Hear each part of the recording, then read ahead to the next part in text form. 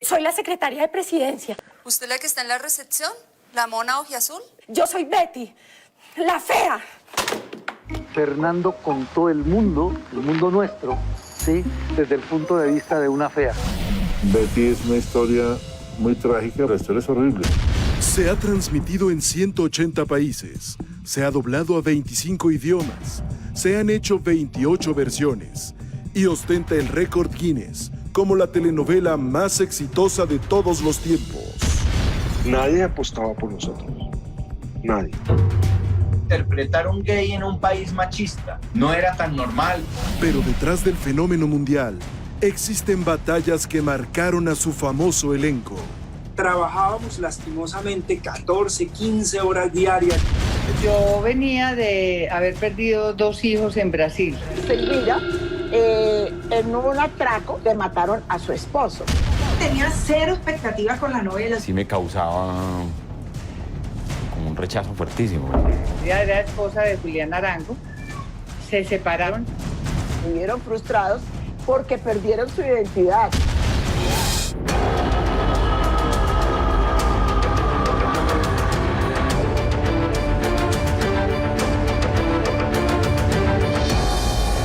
En sus batallas, yo soy Betty la fea. Hay que tomar una protagonista fea y veamos cómo una mujer así sueña. Fernando Gaitán. Hace que en cambio tengo un cutis de muñeca. Los que dicen que soy chueca no me han visto en camisón. Los hombres de mí critican la voz, el modo de andar, la pinta, la tos. Critican si ya. El 25 de octubre de 1999, la cadena de televisión colombiana RCN estrenó Yo soy Betty, la fea, telenovela que se volvió inesperadamente todo un fenómeno. Ay, yo sé que hay muchos que desprecian con mentira y suspiran y se mueren cuando piensan en mi amor. Y más de uno se derrite si suspiro y se quedan si los miro resoplando con temor. Un año antes, Fernando Gaitán Salom, escritor y periodista colombiano, y quien había logrado el éxito internacional con la telenovela Café con aroma de mujer, viajó de Bogotá a México junto con el presidente de la cadena RCN, Gabriel Reyes. Ahí se tomó la decisión de llevar Yo soy Betty la fea a la televisión. Entonces Gabriel Reyes, con mucho, digamos, olfato, le dijo, no, lo que tenemos que hacer es Betty la fea. Olvídate de los demás y vamos a hacer Betty la fea. El canal RCN iba a hacer una novela que se llamaba Hasta que la plata los separe. El libretista de esa novela era Fernando Gaitán y quería que yo hiciera el personaje del protagonista. Me llamó y me dijo, el presidente del canal quiere hacer otra novela que se llama Yo soy Betty la fea, pero pues yo quiero que la haga Gay Ecker. Y de acuerdo con las palabras de Catalina, que en ese momento era pues la jefe de producción del canal RCN, dice, me llegaron con el libreto de una historia escrita por Fernando Gaitán llamada Betty la fea. Y yo les dije, no se puede hacer esta historia porque no tengo presupuesto. En ese momento el canal RCN acaba de adquirir una gran deuda de 96.000 millones de pesos colombianos. El canal RCN se quedó sin recursos, estaba a punto de quebrarse y por eso cambiaron la novela que iban a hacer. Era un proyecto arriesgado, no se había visto en la televisión un producto donde la protagonista fuera una mujer fea. Es la heroína no puede ser fea. Nadie apostaba por nosotros. Nadie. Es más, les parece una bobada. En los países la mayoría de las mujeres son feas, como los hombres también. Y es la historia de una mujer fea y cómo ve el mundo de la belleza. Betty también significa la cantidad de personas que no se sienten bien con su físico, que no se sienten seguros, pero que son brillantes, inteligentes. Yo estudié economía en la Universidad de Estudios Económicos y Finanzas y como podrá ver en mi hoja de vida, salí con tesis laureada y tuve el promedio más alto en la universidad. Sí veo. Lo que no veo es su foto. ¿Por qué no le adjuntó foto a su hoja de vida? Betty es una historia muy trágica porque es la historia de una mujer fea que se enamora de su jefe y el jefe la engaña para beneficiarse en un negocio, la enamora y ella se destruye. Mi estimado presidente, aquí están las instrucciones para que continúes tu rutina de horror con Betty. La historia es horrible, pero en comedia sí adquirió un tono de humor negro que la convirtió en otra cosa. La pluma de Gaitán, bajo la dirección de Mario Rivero, maestro del teatro y cine de Colombia, resultó un gran acierto. Que a varios directores les ofrecieron dirigir Betty y lo rechazaron, porque pues era como la antitelenovela. Sabíamos que estábamos al filo de un gran acierto o de un gran desastre. El casting fue fundamental. La gran mayoría de los integrantes del elenco, si nosotros devolvemos la película, era gente nueva que todavía no tenía el gran renombre como ahora. Y Betty la Fea era como el viejito bobo. Le daban a uno una sinopsis y uno hacía la propuesta de ese personaje. No había escena, uno la tenía que inventar. La espera más larga que he tenido en toda mi vida para hacer un casting. Me acuerdo perfectamente que fui a las 10 de la mañana a hacer el casting y salí a las 9 de la noche del bendito casting. Y cuando me lo hicieron duró el minuto, me fui devastada de ese casting pensando que no me iban a hacer el callback. Mira que tenía cero expectativa con la novela. Jorge Enrique Abello aceptó el personaje de Don Armando tras una oferta inesperada. Y en Lolita me llamaron para hacer el casting de una persona con dificultades mentales, John Bolívar. Y me dijo, Jorge, ¿por qué no te quedas durante la tarde y me ayudas a hacer los castings de Betis, que necesito un partner para las Betis? Ayúdame tú a hacerlo. Era la escena del primer beso de Betty con Don Armando. A los 2 días me llamaron y me dijeron que no habían escogido ninguna de las actrices para el casting, pero que querían que yo hiciera a Don Armando. Entonces dije, mira, no es posible que yo haga a Don Armando. Pues me llamaron, me sentaron frente al presidente del canal y escribió una cifra en un papelito y me dijo, mira, ¿quieres hacerlo o no? Yo miré la cifra y dije, bueno, sí. Julián Arango, quien venía de protagonizar la telenovela Perro Amor, quería separarse del estereotipo de galán y audicionó 3 veces en Betty para obtener el personaje que transformó su carrera. Un diseñador de modas gay. Hablé con el director, le mandé un casting grabado para que nadie supiera.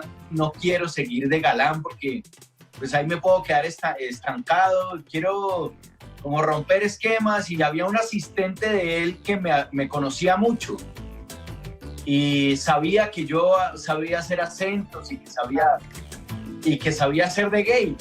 Y se logró. Tuve que ir a un taller de un diseñador que era mucho más exagerado él que Hugo Lombardi. O sea, superó la ficción completamente.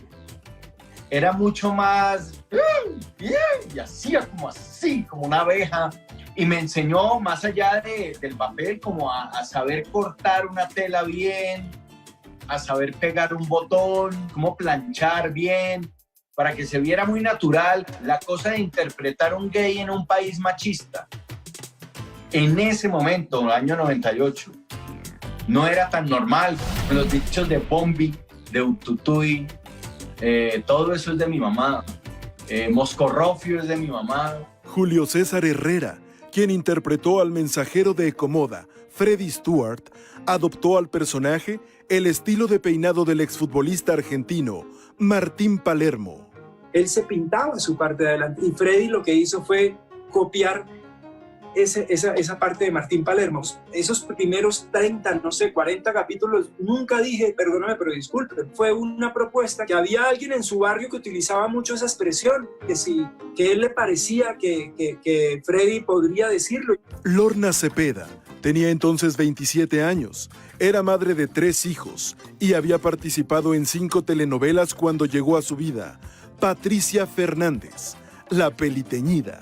La gente pensaba que ella era terrible, que no sé qué, criaron para que un hombre la mantenga, le enseñaron a ser absolutamente básica, como que soy un adorno, y tuve algunos conflictos, ¿no? Con sus dichos, con su manera de reaccionar, de cosas que obviamente yo no haría. Me hicieron dar tanta rabia las del cuartel, que les dije ese desgraciado, desgarrado del alma, de la garganta, que mi director dijo, solamente tú di el desgraciado y lo vas a decir así. Y ahí se quedó el desgraciado, que me la pasé diciéndole toda la novela, Jenny, la pupuchurra, llegó a Marta Isabel Bolaños tras 4 años de picar piedra como actriz en Bogotá. Era una impulsadora de galletas pidiendo trabajo y yo fui muy real. Yo le dije, por favor, deme este trabajo que yo le prometo que lo voy a hacer bien, se lo juro. Yo voy a trabajar todo. Lo hice tan honestamente que me lo gané. Era para mí. Soy muy opuesta a la pupuchurra. Muchos hombres que se me arrimaron, se me acercaban pensando que se iban a encontrar con una pupuchurra. Muchas mujeres me trataban feo. Una me dijo, estúpida, idiota, te odio, pero me lo dijo en serio. Es un personaje que fue amado y odiado al mismo tiempo. A sus 23 años, Mario Duarte había participado en una sola telenovela, La Madre, y cantaba en la banda de rock La Derecha, cuando se convirtió en el mejor amigo y confidente de Betty, Nicolás Mora. Y yo empecé ahí a darle y a construirlo, y lo hice con el director Mario Rivero. Hice el casting y quedé. La productora quería que llamaran a otras personas a hacer casting, a otras mujeres, y el director y el escritor dijeron, no, el papel es para Paula. Para mí era un llamado para una novela más, no guardaba grandes expectativas. Luces Velázquez, actriz de teatro y televisión, con una larga trayectoria. Recién había regresado de Brasil, cuando obtuvo el personaje de Berta, la única integrante casada del Cuartel de las Feas. El elenco de Betty la Fea ya estaba conformado. Un día llegué a RCN a hacer unas diligencias. Me mandaron a llamar a la vicepresidencia de programación. La niña que está haciendo un personaje que se llama Berta está embarazada. Además de eso, ella no es actriz. Te queremos a ti. El otro día empecé a grabar. Pero hallar a Beatriz Aurora Pinzón Solano, la economista brillante pero poco agraciada, fue el mayor reto para la producción. Actrices colombianas como Marcela Gallego, Sharik León y Coraima Torres realizaron el casting. Pero fue una joven de 26 años, originaria de Bogotá e hija del actor Luis Fernando Orozco y la exlocutora Carmen Aristizábal, y hermana de la también actriz Verónica Orozco, la que obtuvo el papel protagónico de Betty, Ana María Orozco. Una oportunidad divina, muy especial de hacer un personaje tan rico, tan complejo, con tantos matices. Artista plástica, Ana fue quien se autodibujó y concibió así a Betty, con brackets, pelo engominado y con una peculiar pinza. Yo llegué como más o menos ya con la idea del personaje, como que me lo imaginé, porque claro, yo me armé unos brackets, me acuerdo, con papel aluminio. Con gomina se pegó aquí, el capul, se ponía una pinza de esas antiestéticas para planchar. Todo el mundo le causaba risa ver a Betty la Fea, ¿o no? A Betty. Con los brackets, con la pinza, con el pelo crespo, que a veces se veía como sucio, y pues la caracterización y las gafas. Entonces ella un día hizo un dibujo y se lo regaló al papá. El dibujo es de ella pintada fea, como con unos rasgos muy feos, como muy burdos. Y ahí es donde Mario Rivero ve a Ana María y dice, ella es. Se nos dijo, vamos a hacer un experimento. No sabemos si esto va a funcionar o no. Empezamos a grabar en agosto de 1999 y terminamos el 30 de abril del 2001. Casi 2 años. Fuera de la ficción, Ana María Orozco y Julián Arango estaban casados. La pareja se conoció 2 años antes, durante la telenovela Tiempos Difíciles. Y en 1998, durante las grabaciones de Perro Amor, decidieron casarse. Jorge Enrique Abello, amigo de Julián desde pequeños, fue su padrino de boda. Y estuvimos todo Perro Amor, ahí nos casamos y después duramos casados 1 año. Yo Soy Betty la Fea se convirtió en un fenómeno que paralizó las calles e impactó incluso al presidente de Colombia.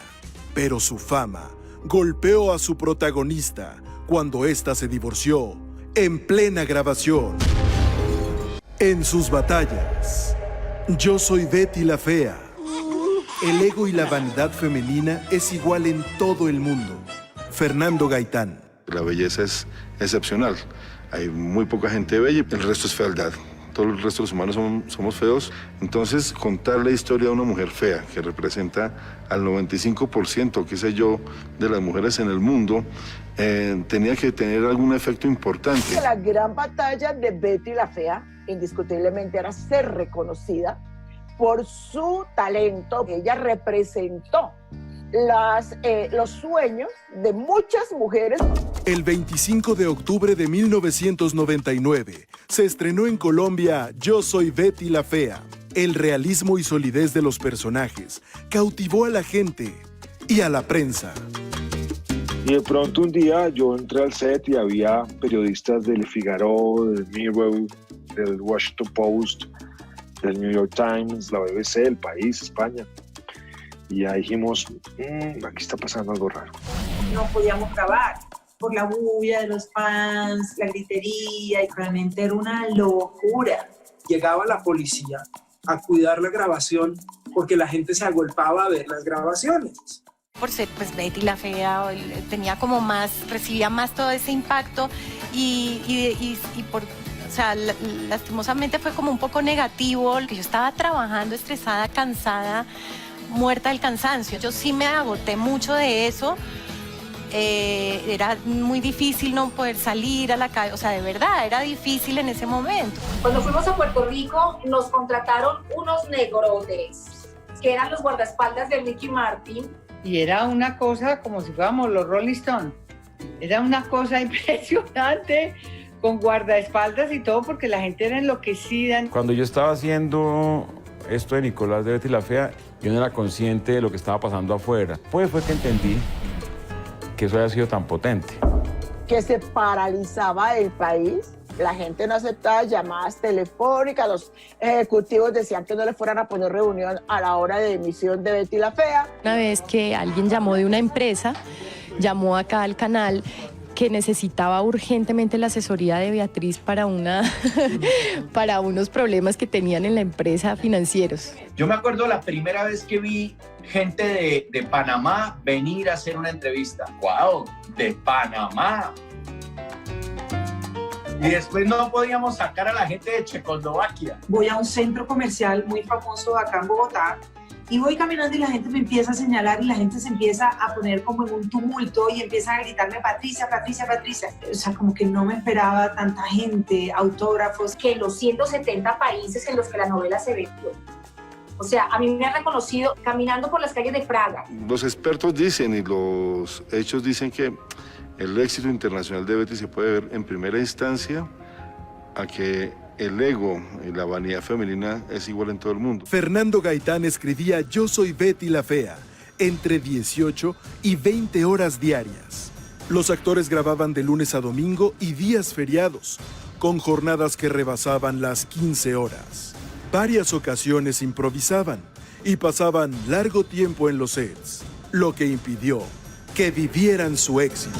Estábamos nosotros grabando un promedio de 17 horas, 18 horas al día. Estábamos casi al aire, entonces había que grabar hasta la hora que fuera, como fuera. Realmente el descanso era poco, yo por lo menos descansaba muy poco. O sea, de verdad eso me hizo pasarla mal porque no dormía bien. No teníamos libretos con antelación, sino prácticamente día a día. Yo no sé si tú has visto una escena en la que precisamente una periodista me está entrevistando. Esta es una escena completamente improvisada. 14, 15 horas diarias y esto era una matazón horrible. Entraron varios artistas, muchos modelos y entonces eso iba atrasando.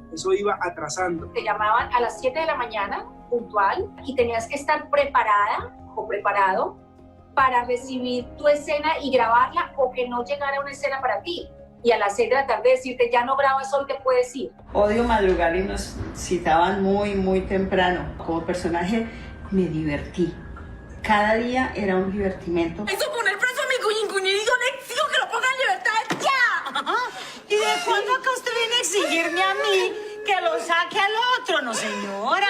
Usted consígase la platica y yo vaya a sacarlo de la cárcel. Pero los gritos y estrés constante de don Armando causó en Jorge Enrique un malestar pulmonar. Fui a un cardiólogo, una válvula aórtica mía se había engrosado un poquito. El director le encantaba ponerme rabioso para hacer las escenas. porque encontraba la realidad de la verdad. Era un estrés terrible y la rabia era constante. El impacto de Betty en Colombia fue tan fuerte que el entonces presidente de la República, Andrés Pastrana, no solo se volvió fan, apareció en la trama e incluso pidió que se reescribiera la escena donde originalmente Betty aceptaba un soborno. Paraban las sesiones del Congreso y que paraban para ver la novela y luego continuaban. De repente ocurrió algo que dentro del libreto donde Betty iba a recibir una coima o un soborno. No, ¿cómo va a recibir Betty eso? No, eso hay que cambiarlo. Permítame decirle algo más. Si lo piensa, si acepta, recuerde que Rafaela está dispuesto a bajar los precios del catálogo, incluso hasta un 10%. Y su comisión no se vería afectada. Él, el ministro de Hacienda, el director de la DIAN, que es la agencia de impuestos en Colombia, pidieron que se cambiara eso. El presidente de la República de ese momento llamó a Fernando a pedirle que por favor no permitiera que Ana María fuera a hacer un torcido. Había una tensión en el público impresionante de si Betty iba a aceptar o no el soborno. Entonces lo llamaron a decirles ni se te ocurra porque esto sí sería el desastre. Pero el presidente dijo, por favor, los colombianos necesitan confiar en ella. Una escena que estaba a punto de salir al aire. ¿Por qué no aceptó la comisión? No entiendo, Beatriz. Primero que todo, porque yo no soy de esa clase de personas, doctor.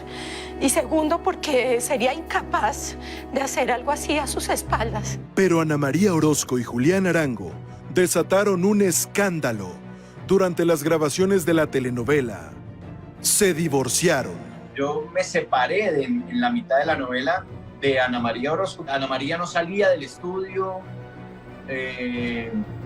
y yo no grababa tanto tampoco. Entonces, no, se fue distanciando. Ana María Orozco fue la que un día le dijo, ya no quiero más, ya no quiero salir, no quiero seguir con esta relación, yo no quiero separar. Versiones periodísticas señalaron en aquel momento que la actriz le fue infiel a Julián con el fotógrafo Pedro Franco. A ella le gustó el fotógrafo y justamente por eso lo que nosotros sabemos, ella decidió separarse de Julián Arango. Tan joven, tenía 25, 24, 25 y creo que uno todavía esa edad se está definiendo en muchos aspectos, ¿no? Y por supuesto estaba enamorada. Si te das cuenta que las cosas no están funcionando y creo que hay que seguir adelante también, ¿no? Y en buenos términos. Yo lo conozco desde pequeño. Y yo le conozco los ojos, el dolor que él sentía tener que llegar al set. En medio de un divorcio, pues, tener que actuar.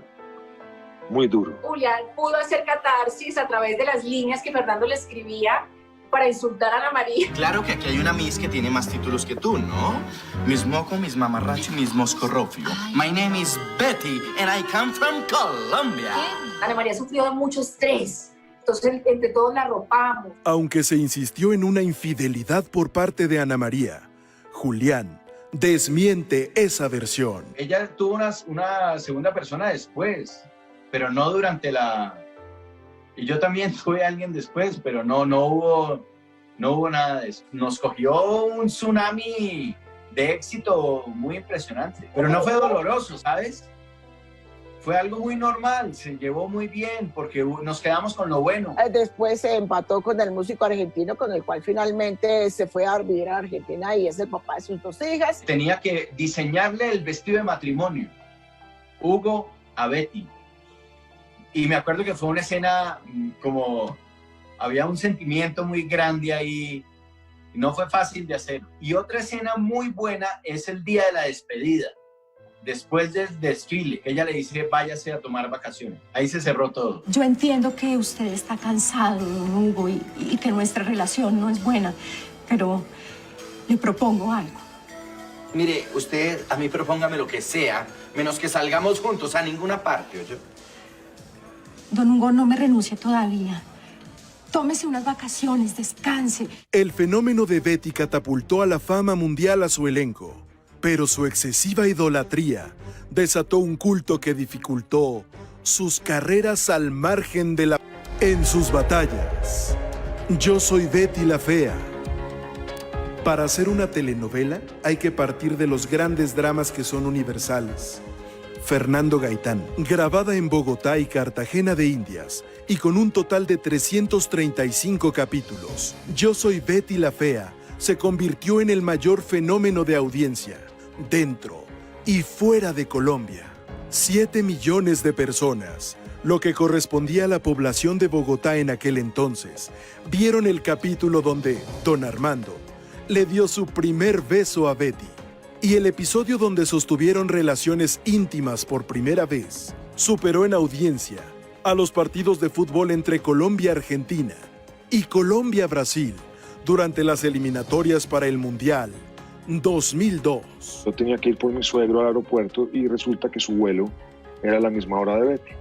Y ese día Betty se acostaba con Don Armando por primera vez. Los pasajeros del vuelo habían pedido a la compañía y al piloto que los dejara ver en las pantallas del aeropuerto cómo se acostaba Betty con Don Armando. Así que salgo a la calle, no había nadie en la calle. Eso sí fue dimensión desconocida.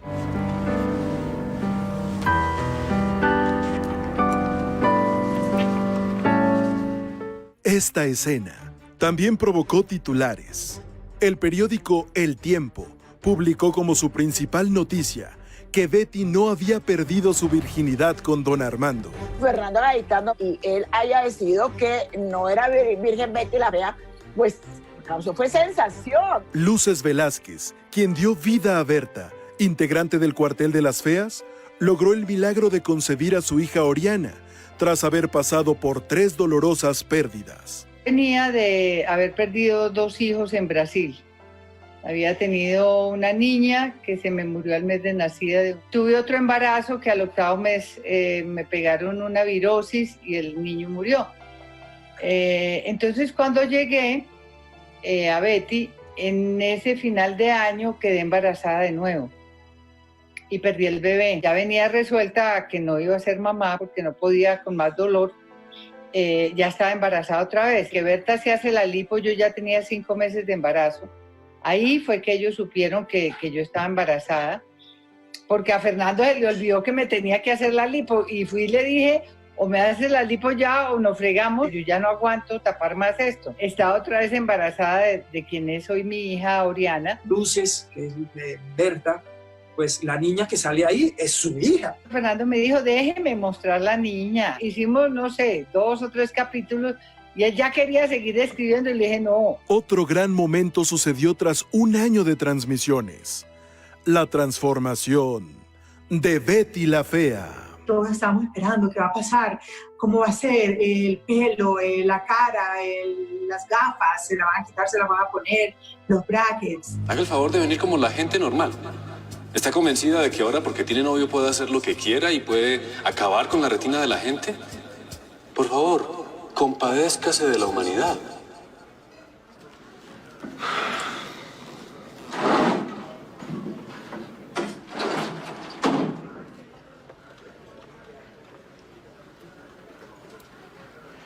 Bueno, buenas tardes.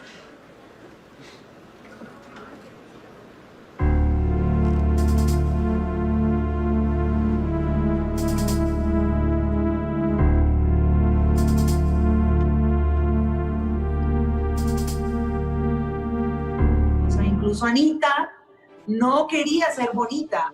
Ella se le decía, por favor, que no la pongan así hembra ni nada, sino paulatino, que sea una cosa normal. Con la participación de Armando Manzanero, Yo soy Betty la Fea concluyó el 8 de mayo de 2001 y su último capítulo logró ser reconocido como la producción televisiva más vista en Latinoamérica. El último día de la novela la vimos con el presidente de la República. Nos sentimos muy contentos de estar esta noche aquí compartiendo este último capítulo de Betty la Fea. Yo creo que Betty ha llevado también una imagen fresca, distinta de lo que es el país, de lo que somos los colombianos. Pero tras el éxito, su protagonista y Mario Duarte marcaron distancia y durante años mantuvieron sentimientos agridulces sobre Betty.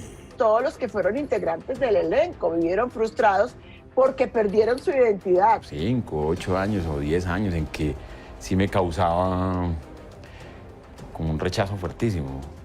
como que yo hago otras cosas. Pero no, la gente me seguía diciendo Nicolás, Nicolás en la calle. Yo decidí al otro día que terminó Betty. Que la televisión tiende a encasillar a la gente. Y entonces todo el tiempo era Freddy.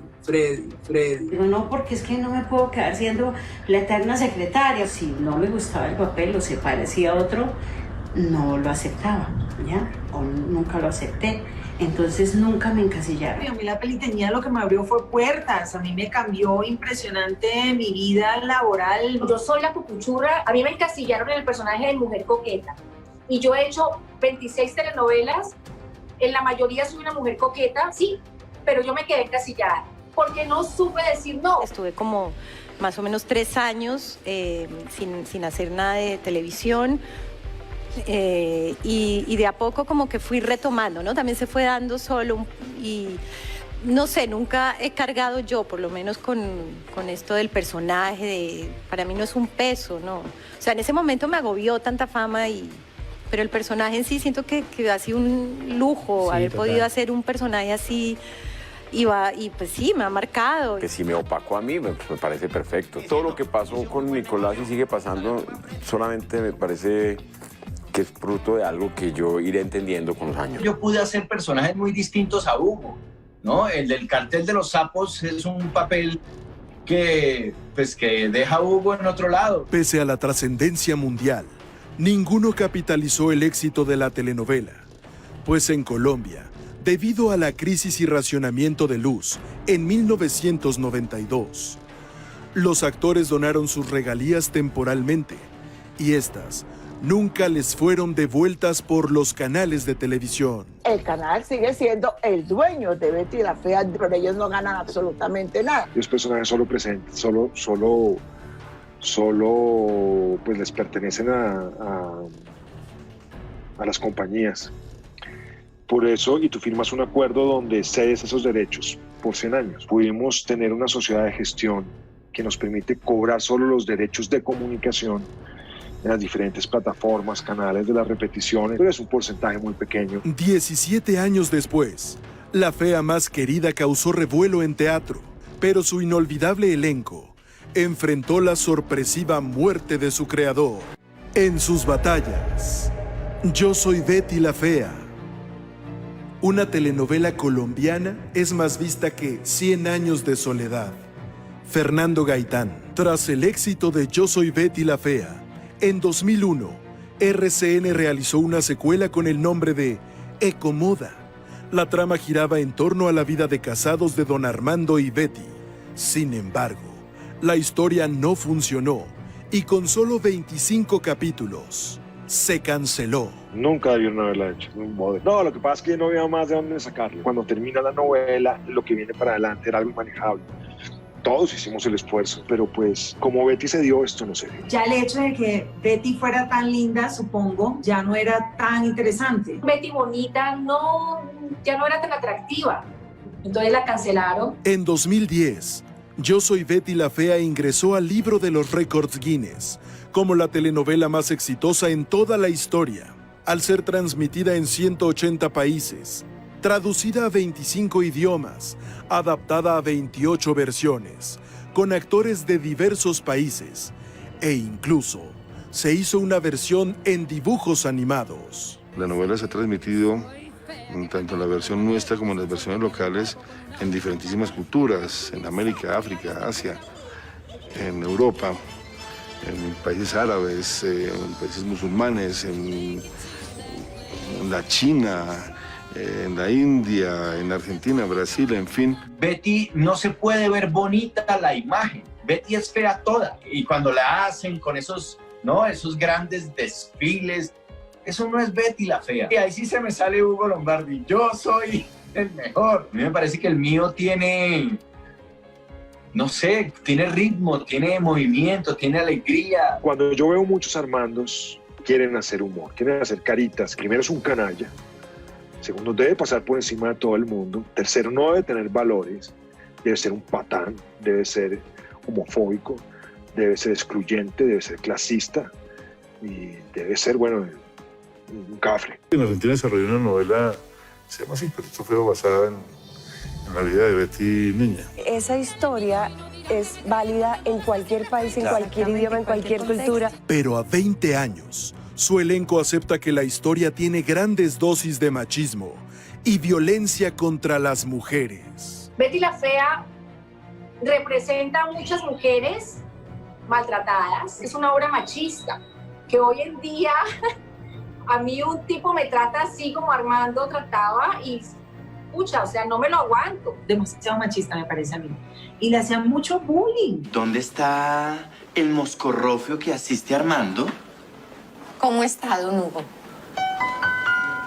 ¿Y esto qué es? ¿Betty? ¿Armando? ¿Este es el chimbilay que tenías encerrado allá en esa cueva del horror? ¿Qué tomó, Dígame, ¿qué menjurje se echó? ¡Qué brebaje! Está poseída. ¿A quién le chupó la sangre? Diga. Hay escenas que veo hoy en día y digo, uy, se me fue la mano. Pero en ese momento era aceptado. Betty es políticamente incorrecta. La homofobia, la xenofobia, la ignorancia, la violencia de género, el Me Too, que se queja tanto de una cantidad de violencia contra las mujeres, pues sigue existiendo. Hoy con toda esta cantidad de asociaciones defensoras de todas las minorías, creo que Betty no estaría permitida. 17 años después, Natalia Ramírez, quien interpretó a Marcela Valencia, la bella y celosa prometida de don Armando, reunió a Gaitán, Rivero y el elenco original para llevar por primera vez al teatro esta exitosa historia. La única manera de poder hacerlo era si el elenco original estaba. Logró obtener los derechos y la aprobación de Fernando Gaitán para hacer la versión teatral de Betty la Fea. Todos estaban muy ansiosos y les gustaba mucho la idea. El problema era convencer a Fernando. Ese sí me costó 15 años. Convencer a... Lo hice por el público, nada más, porque sabía lo importante que era para el público. Eso ya murió. Para mí, yo ya no volveré a ser don Armando. Otra vez la pupuchurra. Lo pensé, pero la otra opción era decir no. Y no era perder una oportunidad. El universo conspiró para que nos pudiéramos juntar y poder hacer la obra. Pareciera como que no hubiese pasado tanto tiempo. Fue muy bonito reencontrarme con mis compañeros. Bajo el eslogan de El capítulo que nunca se contó, la puesta se estrenó el 30 de marzo de 2017 en el Teatro Cafam de Bellas Artes y revivió toda la nostalgia de Betty. Pero una semana antes del estreno, Mario Rivero perdió a su esposa. No sabíamos realmente cuál iba a ser la reacción, cómo iba a salir, ¿no? Se abría el telón, había 1000 personas en el teatro con banderas de todos los países. Entonces viajaban de todas partes del mundo para vernos. Muchas gracias. Me honra profundamente ser ratificada como la más fea. Teniendo en cuenta que hay tanta competencia a mi alrededor. Fue un fenómeno impresionante en este país y en todos los países a los que fuimos. Desafortunadamente no alcanzamos a ir a México. A lo largo de estas 2 décadas, sus protagonistas han enfrentado también pérdidas y tragedias. Natalia Ramírez vivió un asalto y secuestro en Venezuela. Un carro adelante y otro atrás. Se bajaron 2, uno de cada carro. Me ponía el revólver acá y yo lo sentía que el revólver le hacía así. Yo decía, quiero nada, pegar un tiro este loco. O sea, del susto me mete el tiro. Yo lo único que no quería es que me fueran a matar. Digo, necesito todas las tarjetas de crédito. Todas las tarjetas de crédito. Dora Cadavid, la adorable Inesita, perdió en 2012 a su único hijo, Moisés, víctima de cáncer, y se recluyó en una casa para adultos mayores. Mis sobrinas están muy preocupadas porque yo viviera sola. Buscaban un lugar donde yo estuviera a gusto y aquí me lo encontraron. Selmira Luzardo, la entrañable Catalina Ángel, hada madrina de Betty y quien propició su cambio de look para hacerla bonita, vivió el asesinato de su esposo, Juan Escobar, cuando se encontraba junto a él en su automóvil. A Selmira, en un atraco le mataron a su esposo y se desarrolló un cáncer un cáncer de estómago. Selmira falleció el 12 de marzo de 2014, a los 61 años. Sin embargo, la pérdida más inesperada ha sido la del creador de Betty la Fea, Fernando Gaitán, quien murió el 29 de enero de 2019 a los 58 años. Triste noticia para la televisión colombiana. Acaba de morir Fernando Gaitán. A los 58 años, este exitoso guionista, productor de telenovelas y series, falleció en la clínica con...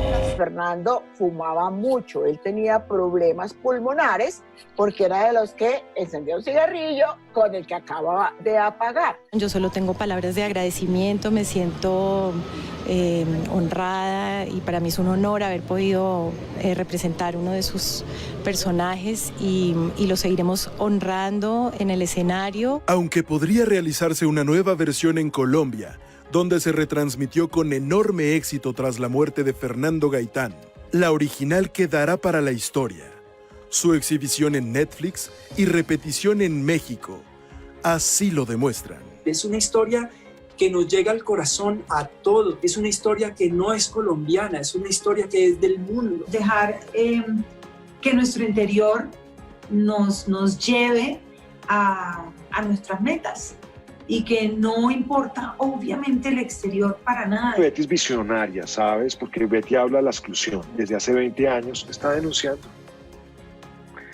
Y eso me parece bonito. Creo que eso es una de las herencias más grandes. No importa de verdad los estereotipos. Todos podemos llegar lejos, muy lejos, si simplemente nos proponemos hacerlo. El principal legado que dejó Betty la Fea es mostrar que no se necesita una protagonista bellísima. Siempre tendrá éxito Betty la Fea ahora, en 20 años, en 30 años, porque siempre habrá mujeres feas en el mundo. Betty ha sido algo, sí, un antes y un después en mi carrera.